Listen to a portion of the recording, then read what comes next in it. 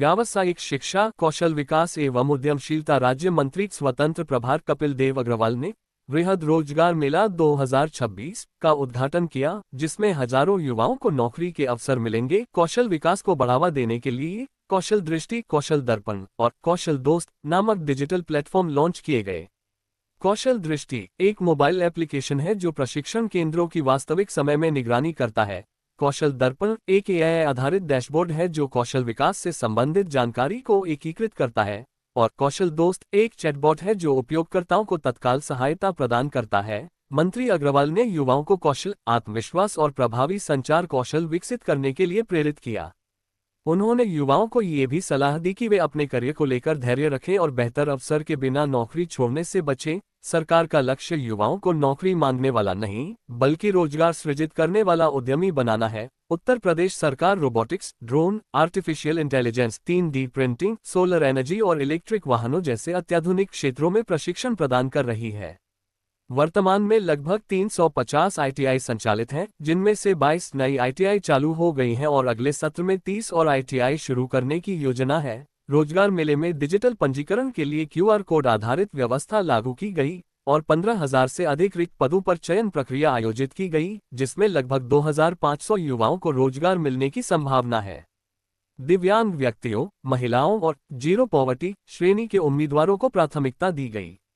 प्रधानमंत्री जी के मुख्यमंत्री नेतृत्व में की है कि पूरे प्रदेश के अंदर की चर्चा होती है और उत्तर प्रदेश में नहीं, हिंदुस्तान भर की सभी हमारे विभाग के जो लोग हैं, हमारा जो कौशल विकास केंद्र चल रहे हैं, उनमें उत्तर प्रदेश आज नंबर 1 पर है और लगातार शानदार तरीके से हम प्रगति को कर रहे हैं।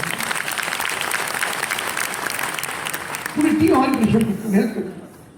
हम भी लगातार समीक्षा करके नए आइडिया लेते हैं, लोगों से पूछते हैं और हमको भी सीखने में कोई दिक्कत नहीं आती। कई बार मुझको लोग मिलते हैं कि साहब हमारे पास ये आइडिया, लो भी आओ, मुझको बुला लो।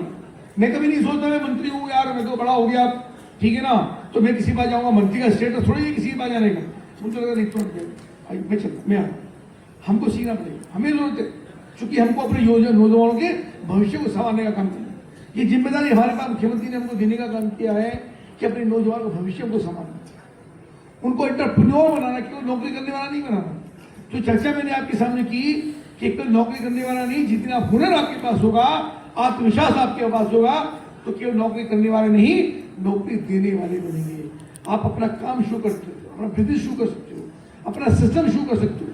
अभी मेरे पास मेरे मित्र मिलने के लिए आए, मैं ऑफिस में बैठा था, आपको मोटिवेट भी किया, ये प्रेरणा भी देने का काम किया कि निराशा से काम नहीं चलेगा, ऊर्जा से काम चलेगा। जब ये हमारे प्रमुख सचिव को बोलना था तो मैंने कुछ लोगों को ऑफर किया कि आप बोलिए, जिसको जो भी कहना।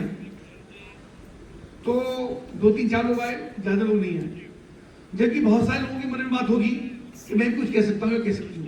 बहुत सारी बेटियां भी यहाँ पर बैठी, महिलाएं भी बैठी, यहीं से मैं अपनी बात की शुरुआत करता हूँ। सबसे बड़ी बात यह है कि कौशल के साथ साथ, हुनर के साथ साथ अपनी बात को कहना आना।